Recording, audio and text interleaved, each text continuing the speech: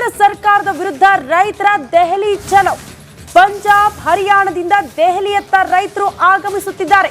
ಶೀಘ್ರದಲ್ಲೇ ಪೂರ್ಣಗೊಳಿಸುವುದಕ್ಕೆ ಆಗ್ರಹಿಸಲಾಗ್ತಾ ಇದೆ. ವಿವಿಧ ಬೇಡಿಕೆಗೆ ಆಗ್ರಹಿಸಿ ಇವತ್ತು ಆಗ್ತಾ ಇರುವಂತಹ ಪ್ರತಿಭಟನೆ. ಈ ಹಿನ್ನೆಲೆ ಇವತ್ತು ಚಿತ್ರದುರ್ಗ ಜಿಲ್ಲೆಯ ನಾಯಕನಹಟ್ಟಿ ಬಂದ್ಗೂ ಕೂಡ ಕರೆ ನೀಡಲಾಗಿದೆ ಅನ್ನುವಂತಹ ವಿಚಾರ.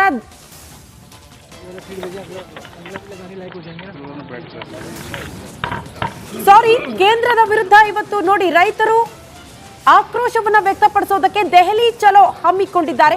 ಪಂಜಾಬ್ ಹರಿಯಾಣ ಬೇರೆ ಬೇರೆ ರಾಜ್ಯಗಳಿಂದಲೂ ಕೂಡ ರೈತರ ಆಗಮನ ದೆಹಲಿಯತ್ತ ಆಗ್ತಾ ಇದೆ. ಅತಿ ಹೆಚ್ಚಿನ ಭದ್ರತೆಯನ್ನ ಒದಗಿಸಲಾಗ್ತಾ ಇದೆ. ದೃಶ್ಯದಲ್ಲೂ ನಾವು ಗಮನಿಸ್ತಾ ಇದ್ದೀವಿ.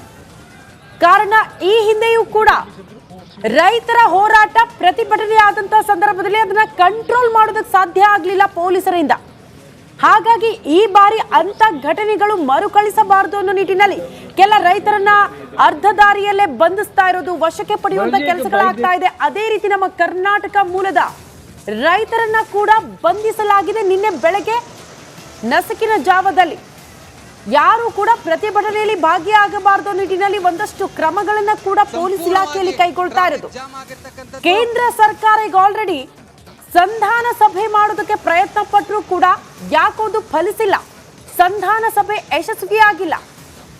ವಿವಿಧ ಬೇಡಿಕೆಗೆ ಆಗ್ರಹಿಸಿ ಬೆಂಬಲ ಬೆಲೆ ನೀಡಬೇಕು ಅನ್ನುವಂತ ಒತ್ತಾಯ ಪ್ರಮುಖವಾಗಿದೆ. ವಿವಿಧ ಬೇಡಿಕೆಗಳ ಹಿನ್ನೆಲೆಯಲ್ಲಿ ರೈತರು ಇಂದು ದೆಹಲಿ ಚಲೋವನ್ನು ಹಮ್ಮಿಕೊಂಡಿರ್ತಕ್ಕಂಥದ್ದು. ಈಗಾಗಲೇ ಏನು ದೆಹಲಿ ಚಲೋಗೆ ರೈತರು ದೆಹಲಿಗೆ ಮುತ್ತಿಗೆಯನ್ನು ಹಾಕೋದಕ್ಕೆ ಬರ್ತಾ ಇರ್ತಕ್ಕಂಥದ್ದು. ನಾವು ಈ ಒಂದು ದೆಹಲಿಯ ಸಿಂಗು ಬಾರ್ಡರ್ನ ಮುಂಭಾಗದಲ್ಲಿ ಇರ್ತಕ್ಕಂಥದ್ದು. ನೀವು ನೋಡ್ಬೋದು, ಇಲ್ಲಿ ಸಂಪೂರ್ಣವಾಗಿ ಟ್ರಾಫಿಕ್ ಜಾಮ್ ಆಗಿರ್ತಕ್ಕಂಥದ್ದು. ಸುಮಾರು 10 ಕಿಲೋಮೀಟರ್ಗೂ ಹೆಚ್ಚು ಕಾಲ ಸಂಪೂರ್ಣವಾಗಿ ಟ್ರಾಫಿಕ್ ಜಾಮ್ ಆಗಿರ್ತಕ್ಕಂಥದ್ದು. ರೈತರ ಪ್ರತಿಭಟನೆ ಹಿನ್ನೆಲೆಯಲ್ಲಿ ಏನು ಎಲ್ಲ ಗಡಿ ಭಾಗಗಳಲ್ಲೂ ಕೂಡ ಪೊಲೀಸರು ಸರ್ಪಗಾವಲು ಹಾಕಿ ಬಂದೋಬಸ್ತನ್ನು ಮಾಡಿರ್ತಕ್ಕಂಥದ್ದು. ಹಾಗಾಗಿ ಇಡೀ ದೆಹಲಿಯ ಎಲ್ಲ ಕಡೆ ಕೂಡ ಅಂದರೆ ಈಗ ನಾವು ಸಿಂಗು ಬಾರ್ಡರ್ಗೆ 10 ಕಿಲೋಮೀಟರ್ ದೂರದಲ್ಲಿರ್ತಕ್ಕಂಥದ್ದು ನಾವು ನೋಡ್ತಾ ಇರ್ಬೋದು. ಸಂಪೂರ್ಣವಾಗಿ ಟ್ರಾಫಿಕ್ ಜಾಮ್ ಆಗಿರ್ತಕ್ಕಂಥದ್ದು. ಟ್ರಾಫಿಕ್ ಜಾಮ್ನಲ್ಲಿ ಓಡಾಡ್ತಾ ಇರ್ತಕ್ಕಂಥ ಜನರನ್ನು ಕೂಡ ನಾವು ನೋಡ್ಬೋದು. ಇಲ್ಲಿ ಎಡಭಾಗದಲ್ಲಿ ಅಂದರೆ ನನ್ನ ಎಡಭಾಗದಲ್ಲಿ ಜನರು ನಡೆದುಕೊಂಡು ಹೋಗ್ತಾ ಇರ್ತಕ್ಕಂಥ ದೃಶ್ಯಾವಳಿಗಳನ್ನು ನಾವು ಸಂಪೂರ್ಣವಾಗಿ ತೋರಿಸ್ತಾ ಹೋಗ್ತೀವಿ. ಯಾಕಂದರೆ ವೆಹಿಕಲ್ಗಳಲ್ಲಿ ಓಡಾಡಲಿಕ್ಕೆ ಆಗದಂತಹ ಸಂದರ್ಭ ಇಲ್ಲಿ ನಿರ್ಮಾಣ ಆಗಿರ್ತಕ್ಕಂಥದ್ದು. ಸಂಪೂರ್ಣವಾಗಿ ಜನರು ನಡೆದುಕೊಂಡು ಹೋಗ್ತಾ ಇರ್ತಕ್ಕಂತಹ ದೃಶ್ಯಾವಳಿಗಳನ್ನು ನಾವಿಲ್ಲಿ ತೋರಿಸ್ತಾ ಇದ್ದೀವಿ. ಏನು ಪ್ರತಿಭಟನೆಗೆ ಮುಂದಾಗಿರ್ತಕ್ಕಂಥ ರೈತರನ್ನು ತಡೆಯುವ ನಿಟ್ಟಿನಲ್ಲಿ ಬಾರ್ಡರ್ಗಳನ್ನು ಅಂದರೆ ದೆಹಲಿ, ಬಿಹಾರ ಹಾಗೂ ಪಂಜಾಬ್ ಸೇರಿದಂತೆ ಎಲ್ಲ ರಾಜ್ಯಗಳಲ್ಲೂ ಕೂಡ ಬಾರ್ಡರ್ಗಳನ್ನು ಬಂದ್ ಮಾಡಿರ್ತಕ್ಕಂಥದ್ದು. ಹಾಗಾಗಿ ದೆಹಲಿಯ ಸಂಪೂರ್ಣ ಭಾಗ ಏನು ಟ್ರಾಫಿಕ್ ಜಾಮ್ನಿಂದಾಗಿ ಉಂಟಾಗಿರ್ತಕ್ಕಂಥದ್ದು. ಈ ಪರಿಸ್ಥಿತಿಯಿಂದ ಜನರಿಗೂ ಕೂಡ ಓಡಾಡೋದಕ್ಕೆ ಹಾಗೂ ಪ್ರಯಾಣ ಮಾಡಲಿಕ್ಕೆ ಸಾಕಷ್ಟು ತೊಂದರೆ ಉಂಟಾಗಿರ್ತಕ್ಕಂಥದ್ದು. ಕ್ಯಾಮ್ರಾ ಪರ್ಸನ್ ಪ್ರಮೋದ್ ಜೊತೆ ನಟೇಶ್ ರಾಜಣ್ಣ, ರಿಪಬ್ಲಿಕ್ ಕನ್ನಡ, ನವದೆಹಲಿ. ಮಾಜಿ ಮುಖ್ಯಮಂತ್ರಿ HD ಕುಮಾರಸ್ವಾಮಿ ಅವರಿಗೆ ಹಲವು ಲೋಕಸಭಾ ಕ್ಷೇತ್ರದಲ್ಲಿ ಸ್ಪರ್ಧಿಸುವಂತೆ ಒತ್ತಾಯ ಆಗಿದೆ. ಆದರೆ ಅವರ ಸ್ಪರ್ಧೆ ಬಗ್ಗೆ ನನಗೆ ಗೊತ್ತಿಲ್ಲ, ಪಕ್ಷದ ವರಿಷ್ಠರು ತೀರ್ಮಾನ ಮಾಡ್ತಾರೆ ಅಂಥೇಳಿ JDS ಯುವ ಮುಖಂಡ ನಿಖಿಲ್ ಕುಮಾರಸ್ವಾಮಿ ಹೇಳಿದ್ದಾರೆ. ಮಂಡ್ಯದ ಪಾಂಡವಪುರದಲ್ಲಿ ಮಾತನಾಡಿದ ಅವರು, ಕುಮಾರಣ್ಣ ರಾಜ್ಯಕ್ಕೆ ಬೇಕು ಅನ್ನೋದು ನಮ್ಮ ಶಾಸಕರು ಮುಖಂಡರ ಕೂಗಾಗಿದೆ. ಅಂತಿಮವಾಗಿ ಏನಾಗುತ್ತೋ ಕಾದು ನೋಡೋಣ ಅಂತಂದ್ರು. ಹಲವಾರು ಲೋಕಸಭಾ ಕ್ಷೇತ್ರದಲ್ಲಿ ಇದೇ ರೀತಿ ಒತ್ತಾಯ ಇದೆ. ಎಲ್ಲಿ ಅಂತ ನಿಂತ್ಕೋತಾರೆ ಹೋಗಿ, ಕುಮಾರಣ್ಣ ನಮ್ಮ ರಾಜ್ಯಕ್ಕೆ ಬೇಕು. ಅದು ಮುಂದೆ ತಿಳಿತಾ ಹೋಗ್ತದೆ. ಬನ್ನಿ, ನನಗೆ ಗೊತ್ತಿಲ್ಲ ಅಣ್ಣ, ಪಕ್ಷದ ವರಿಷ್ಠರ ತೀರ್ಮಾನ, ಕೇಂದ್ರದ ನಾಯಕರು ಪಕ್ಷದ ವರಿಷ್ಠರ ತೀರ್ಮಾನ ಅಲ್ಲ. ಇದು ನನ್ನ ಕೂಗಲ್ಲ, ಇದು ಎಲ್ಲ ನಮ್ಮ ಶಾಸಕರುಗಳು, ನಮ್ಮ ಕಾರ್ಯಕರ್ತರು. ನಮ್ಮ ಕುಮಾರಣ್ಣ ಅವ್ರು ನೋಡಿ, ಕೆಲವೊಂದಷ್ಟು ಜನ ಕುಮಾರಣ್ಣ ಕೇಂದ್ರಕ್ಕೆ ಹೋಗ್ಲಿ ಅಂತಾರೆ, ಕೆಲವೊಂದಷ್ಟು ಜನ ರಾಜ್ಯದಲ್ಲಿ ಉಳ್ಕೊಳ್ಳಿ ಅಂತಾರೆ. ಅಭಿಮಾನಿಗಳು ಅವ್ರವ್ರದೇ ರೀತಿಯಾದಂಥ ವಿಶ್ಲೇಷಣೆಗಳು ಮಾಡ್ತಕ್ಕಂಥ ಸಹಜ. ಫೈನಲ್ ಕಾದು ನೋಡೋಣ ಅಷ್ಟೇ. ನಮಗೂ ಗೊತ್ತಿಲ್ಲಣ್ಣ, ನಾವು ನಿಮ್ಮ ಥರನೇ ನಾವು ಕಾಯ್ತಾ ಇದ್ದೀವಿ.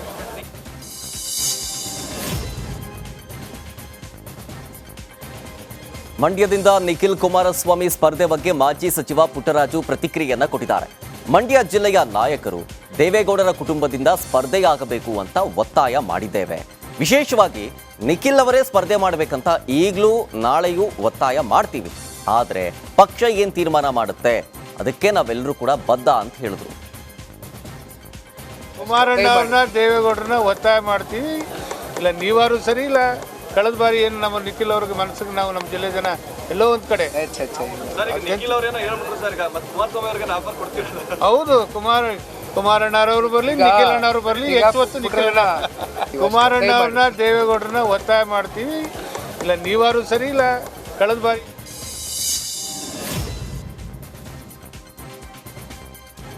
ಮಂಡ್ಯ ಲೋಕಸಭಾ ಕ್ಷೇತ್ರದಿಂದ ನಿಖಿಲ್ ಕುಮಾರಸ್ವಾಮಿ ದೂರ ಸರಿಯುವ ಮಾತನಾಡಿದ್ದಾರೆ. ಮಂಡ್ಯ ಕ್ಷೇತ್ರದಿಂದ ನಾನು ಸ್ಪರ್ಧೆ ಮಾಡಲ್ಲ, ಮಂಡ್ಯ ಸ್ಪರ್ಧೆಗೆ ಕಾರ್ಯಕರ್ತರ ಒತ್ತಾಯ ಇದೆ, ಆದರೆ ನಾನು ಮಂಡ್ಯ ಕ್ಷೇತ್ರದ ಆಕಾಂಕ್ಷಿಯಲ್ಲ, ಒತ್ತಡ ಬಂದರೂ ಮಂಡ್ಯದಲ್ಲಿ ಸ್ಪರ್ಧಿಸಲ್ಲ ಅಂತ ತಿಳಿಸಿದ್ದಾರೆ. ನಾನು ಈ ಬಾರಿ ಮಂಡ್ಯ ಲೋಕಸಭಾ ಕ್ಷೇತ್ರದ ಆಕಾಂಕ್ಷಿ ಅಲ್ಲ. ನಾನು ಈ ಬಾರಿ ಮಂಡ್ಯ ಲೋಕಸಭಾ ಕ್ಷೇತ್ರದ ಆಕಾಂಕ್ಷಿ ಅಲ್ಲ. ನಾನು ಈ ಬಾರಿ ಮಂಡ್ಯ ಲೋಕಸಭಾ ಕ್ಷೇತ್ರ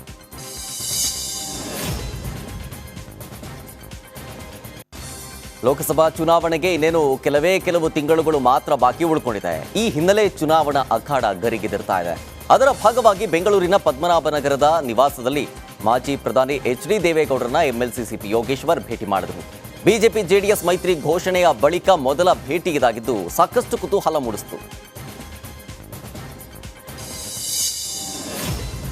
ನಮ್ಮ ಯಾವ ಶಾಸಕರು ಜೆಡಿಎಸ್ ಪಕ್ಷವನ್ನ ಬಿಡೋದಿಲ್ಲ, ಇಬ್ಬರು ಶಾಸಕರಿಗೆ ಸುಮ್ಮನೆ ಪ್ರಚಾರವನ್ನ ಕೊಡ್ತಾ ಇದ್ದೀರಿ ಅಂತ ಹೇಳಿ ಮಾಜಿ ಸಿಎಂ ಎಚ್.ಡಿ. ಕುಮಾರಸ್ವಾಮಿ ಹೇಳಿದ್ದಾರೆ. ಸರ್ಕಾರ ಬಂದ ಸಮಯದಿಂದಲೂ ಹೀಗೆ ಹೇಳ್ತಾ ಇದ್ರು. ಸಿಪಿವೈ ದೇವೇಗೌಡರ ಭೇಟಿಯಲ್ಲಿ ವಿಶೇಷ ಏನಿಲ್ಲ, ನಾವು ಮೈತ್ರಿ ಮಾಡ್ಕೊಂಡಿದೀವಿ ಅಲ್ವಾ, ಹೀಗಾಗಿ ಚರ್ಚೆ ಮಾಡೋಕೆ ಬಂದಿದ್ರು ಅಂತಂದ್ರು.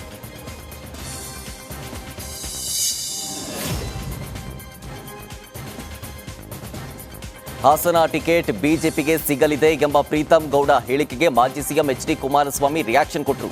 ಹಾಸನದಲ್ಲಿ ಮಾತನಾಡಿದ ಅವರು, ಪ್ರೀತಂ ಗೌಡಗೆ ಎಂಗೇಜು, ಮಾತಿನ ಬಿರುಸು, ಮಾತಾಡ್ತಾರೆ. ಅವನು ನನ್ನ ತಮ್ಮ ಇದ್ದಂತೆ, ಲೋಕಸಭಾ ಚುನಾವಣೆಗೆ ಅವರನ್ನೇ ನಿಲ್ಲಿಸ್ಬೇಕಂತಂದ್ರೆ ನಿಲ್ಲಿಸೋಣ, ಅವರೇ ನಿಲ್ಬೇಕೆಂಬ ಆಸೆ ಇದ್ರೆ ಅದನ್ನು ಕೂಡ ಚರ್ಚೆ ಮಾಡಿ ಸರಿ ಮಾಡೋಣ ಅಂತಂದ್ರು.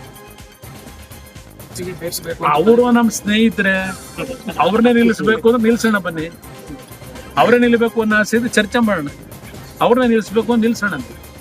ಈಗ ನಾವು ಅವರು ಅಣ್ತಮ್ಮದ ತರ ಹೋಗ್ಬೇಕಲ್ವಾ. ಪಾಪ ಯಾರ್ಯಾರ ಅವ್ರ ಮನಸ್ಸಿನ ಮೇಲೆ ಇನ್ನೂ ಅವ್ರಿಗೂ ಎಂಗೇಜು, ಪಾಪ ಮಾತನಾಡ್ತಾರೆ, ಮಾತಿನ ಬಿರುಸು. ಅವನೊಬ್ಬ ನಮ್ಮ ತಮ್ಮ ಅಲ್ವೇ, ಕೂತ್ ಸರ್ ಮಾಡಿ.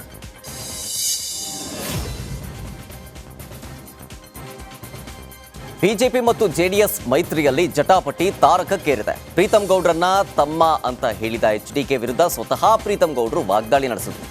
2023ರಲ್ಲಿ ಪ್ರೀತಂ ಗೌಡ್ರನ್ನ ಸೋಲಿಸಿ ಅಂತ ಹೇಳಿದ್ರು. ಈಗ ತಮ್ಮ ಅಂತ ಹೇಳ್ತಾ ಇದ್ದಾರೆ. ಮುಂದೇನು ಹೇಳ್ತಾರೋ ಅಂತ ಹೇಳಿದ್ರು. ನನ್ನ ಸ್ಪರ್ಧೆ ರಾಷ್ಟ್ರೀಯ ಅಧ್ಯಕ್ಷರು ರಾಜ್ಯಾಧ್ಯಕ್ಷರ ತೀರ್ಮಾನ ಅಂತ ಹೇಳಿ ವಾಗ್ದಾಳಿ ನಡೆಸಿದ್ರು.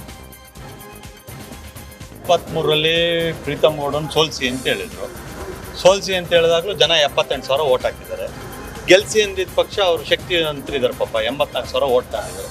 ಆ 84,000ದಲ್ಲಿ 44,000 ಎಲ್ಲಿ ಕಳೆದೋಗಿದೆ ಅನ್ನೋದು ನೀವು ಫಸ್ಟ್ ಹುಡ್ಕೊಬಿಟ್ರೆ, ಅದಾದ್ಮೇಲೆ ಪ್ರೀತಂ ಗೌಡ ಬಿರ್ಸಾಗಿ ಮಾತಾಡ್ತಾರೆ, ಯುವಕರು ಅದೆಲ್ಲ ಆಮೇಲೆ ಮಾತನಾಡೋಣ.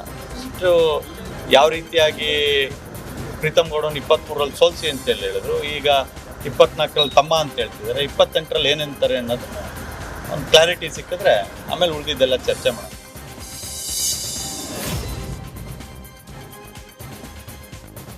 ಪ್ರೀತಂ ಗೌಡ ಹೇಳಿಕೆಗೆ ಮಾಜಿ ಸಿಎಂ ಕುಮಾರಸ್ವಾಮಿ ಸಾಫ್ಟ್ ಉತ್ತರವನ್ನ ಕೊಟ್ಟಿದ್ದಾರೆ. ಈಗಲೂ ಪ್ರೀತಂ ಗೌಡ ನನ್ನ ತಮ್ಮನೇ ಅಂತ ಹೇಳ್ತೀನಿ. 2023ರಲ್ಲಿ ಅವರ ವಿರುದ್ಧ ಇದ್ದದ್ದು ಸಹಜ, ಚುನಾವಣೆ ನಡೆಯೋದೇ ಅದೇ ರೀತಿ ಅಲ್ವಾ ಅಂತ ಹೇಳಿದ್ರು. ಇನ್ನು ಹಿಂದಿನ ಚುನಾವಣೆ ಆಗೋಯ್ತು, ಮುಂದೆ ಒಂದಾಗ್ತೀವಿ ಅಂತ ಹೇಳಿದ್ರು. ಇಲ್ಲ, ಹೌದು, ಈಗಲೂ ನನ್ನ ತಮ್ಮ ಅಂತಲೇ ಹೇಳ್ತೀನಿ. ಯಾಕೆಂದ್ರೆ ನಾವು ಈಗ ಒಂದಾಗಿ ಕೆಲಸ ಮಾಡ್ಲೇಬೇಕಲ್ಲ. ದಾಯದ ಕಲೆ ಇಲ್ಲೂ ಇರ್ತದೆ, ಪ್ರತಿ ಮನೆಯಲ್ಲೂ ದಾಯದ ಕಲೆ ಇಲ್ವಾ? ಅದು ನಮ್ಮ ದೇಶದಲ್ಲಿ ಇರ್ತಕ್ಕಂಥ ಮಣ್ಣಿನ ಗುಣ. ಅದು ಅವ್ರು ಹೇಳಿಕೆ ಕೊಟ್ಟರು, ಅದಕ್ಕೆ ನಂದೇನು ತಕ್ಕಲಿ ನಡೆದಿರೋ ಘಟನೆ ಹೇಳಿದ್ದಾರೆ. ಕಳೆದ ಚುನಾವಣೆ ಏನಾಯ್ತು, ಮುಂದೇನಾಗುತ್ತೆ ಅಂತ ಹೇಳಿದ್ದಾರೆ. ಮುಂದಿಂದು ಭವಿಷ್ಯನೂ ಹೇಳಿದ್ದಾರೆ ಅವರು, ಏನಾಗುತ್ತೆ ಅಂತ ಹೇಳಿ. ಆ ಭವಿಷ್ಯನೂ ನೋಡೋಣ. ಇಲ್ಲ, ಹೌದು, ಈಗಲೂ ನನ್ನ ತಮ್ಮ ಅಂತಲೇ ಹೇಳಿ.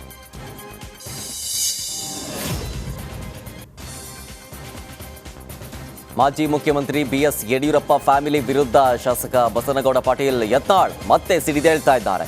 ವಿಜಯೇಂದ್ರ ಜೊತೆ ರಾಜಿ ಆಗೋ ಅಗತ್ಯ ನನಗಿಲ್ಲ, ಅಪ್ಪ ಮಕ್ಕಳ ಜೋಡಿ ನನ್ನದೇನೂ ವ್ಯವಹಾರ ಇಲ್ಲ, ನಾನು ಯಾರನ್ನೂ ಕೇರ್ ಮಾಡೋದಿಲ್ಲ, ಅಪ್ಪ ಮಗನಿಗೆ ಅಂಜಿ ರಾಜಿ ಆಗೋದಿಲ್ಲ ಅಂತ ಯತ್ನಾಳ್ ಮತ್ತೆ ಟೀಕೆ ಮಾಡಿದ್ರು.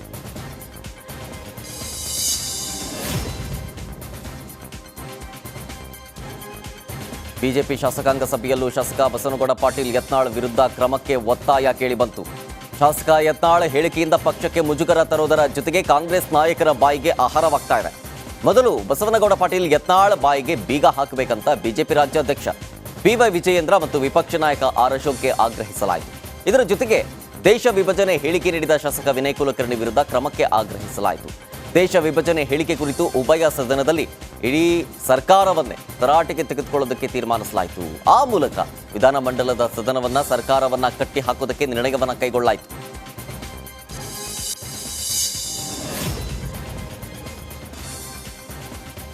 ವಿಧಾನಮಂಡಲ ಅಧಿವೇಶನದ ಮೊದಲ ದಿನವೇ ಬಿಜೆಪಿ ಸದಸ್ಯರು ಸರ್ಕಾರದ ವಿರುದ್ಧ ಶಾಲು ಅಸ್ತ್ರವನ್ನ ಪ್ರಯೋಗ ಮಾಡಿದ್ರು. ಕೇಸರಿ ಶಾಲನ್ನ ಧರಿಸಿಕೊಂಡೇ ಕಲಾಪಕ್ಕೆ ಹಾಜರಾದ ಬಿಜೆಪಿ ಶಾಸಕರು ಉಭಯ ಸದನದಲ್ಲಿ ಜೈ ಶ್ರೀರಾಮ್ ಅನ್ನುವಂತಹ ಘೋಷಣೆಯನ್ನು ಕೂಗಿದ್ರು. ಆ ಮೂಲಕ ಕಾಂಗ್ರೆಸ್ ಸರ್ಕಾರವನ್ನು ಕಟ್ಟಿ ಹಾಕೋ ಪ್ರಯತ್ನಕ್ಕೆ ಕೈ ಹಾಕಲಾಯಿತು. ಇನ್ನು ಬಿಜೆಪಿ ಸದಸ್ಯರ ಈ ನಡೆಯೂ ಸಾಕಷ್ಟು ಚರ್ಚೆಗೆ ಗ್ರಾಸ ಆಯಿತು. ಕೇಸರಿ ಶಾಲು ಮತ್ತು ಜೈ ಶ್ರೀರಾಮ್ ಅನ್ನೋ ಘೋಷಣೆ ಬಿಜೆಪಿಗಷ್ಟೇ ಸೀಮಿತವೇ ಅಂತ ಹೇಳಿ ಕಾಂಗ್ರೆಸ್ ನಾಯಕರು ತಿರುಗೇಟು ಕೊಡೋದಕ್ಕೆ ಮುಂದಾದರು.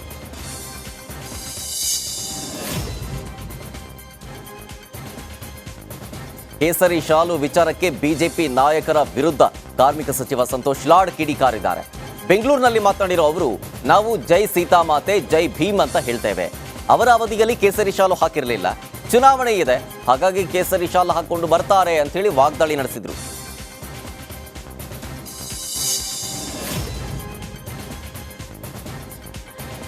ಬಿಜೆಪಿ ಸದಸ್ಯರಿಂದ ಸದನದಲ್ಲಿ ಜೈ ಶ್ರೀರಾಮ್ ಘೋಷಣೆ ವಿಚಾರವಾಗಿ ಸಚಿವ ಎಂಬಿ ಪಾಟೀಲ್ ಪ್ರತಿಕ್ರಿಯೆಯನ್ನ ಕೊಟ್ಟರು. ನಾವು ಜೈ ಬಸವಣ್ಣ ಅಂತೀವಿ, ಜೈ ವಾಲ್ಮೀಕಿ ಅಂತೀವಿ, ಜೈ ಭೀಮ್ ಅಂತೀವಿ, ಜೈ ಶ್ರೀರಾಮ ಅಂತೀವಿ. ನಾವು ಬಸವಣ್ಣನವರನ್ನ ಸಾಂಸ್ಕೃತಿಕ ನಾಯಕರನ್ನಾಗಿ ಮಾಡಿದ್ದೇವೆ. ನಾವು ಬಸವಣ್ಣನವರ ಸಿದ್ಧಾಂತ ತತ್ವದಲ್ಲಿ ನಂಬಿಕೆ ಇಟ್ಕೊಂಡವರು. ಕೇಸರಿ ಶಾಲು ಅವರ ಸ್ವತ್ತಲ್ಲ ಅಂತ ಬಿಜೆಪಿ ವಿರುದ್ಧ ಪಾಟೀಲ್ ಆಕ್ರೋಶವನ್ನ ಹೊರಹಾಕಿದ್ರು. ನಮ್ಮ ಮಠದಲ್ಲಿ ಕೇಸರಿ ಶಾಲನ್ನ ಬಳಸ್ತೀವಿ, ನಾವು ಪೂಜೆ ಮಾಡುವಾಗ ಕೇಸರಿ ಶಾಲನ್ನ ಬಳಸ್ತೀವಿ ಅಂತ ಹೇಳಿದ್ರು.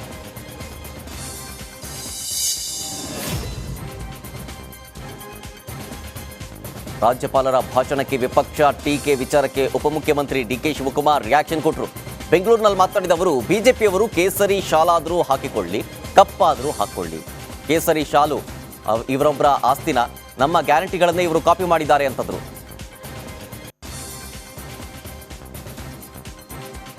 ಇನ್ನು ಬಿಜೆಪಿಯವ್ರ ಪಾಪ ಹೇಳ್ಬೇಕಲ್ಲ, ಅವರು ಈಗ ರಾಮನ ಹೆಸರಲ್ಲಿ ಓಟ್ ತೊಗೊಳಕ್ ಹೋಯ್ದೆ. ರಾಮ ಅವ್ರ ಮನೆ ಆಸ್ತಿನ ಇಲ್ಲಿ ಅವ್ರಿಗೆ ಏನೇನು ಬೇಕೋ ಪಾಪ ಆಡಲಿ, ಅವರೆಲ್ಲ ಬಣ್ಣ ಗಿಣ್ಣ ಹಾಕೊಳ್ಳಿ, ಹೊಸ ಬಣ್ಣ ಹಾಕೊಳ್ಳಿ. ನಾವೇನು ರಾಮ ನಮ್ಮ ಆಸ್ತಿ ಅಲ್ವಾ, ಹಿಂದೂ ನಮ್ಮ ಧರ್ಮ ಅಲ್ವಾ, ಆಂಜನೇಯ ರಾಮನ ಭಕ್ತ. ನಾವು ಇಲ್ಲಿ ಕಟ್ಟಿಲ್ವಾ, ಇಲ್ಲಿ ನಾವು ಕೆಂಗಲ್ ಮಂದಿ ಕಟ್ಟಿಸಿಲ್ವಾ? ಇನ್ನು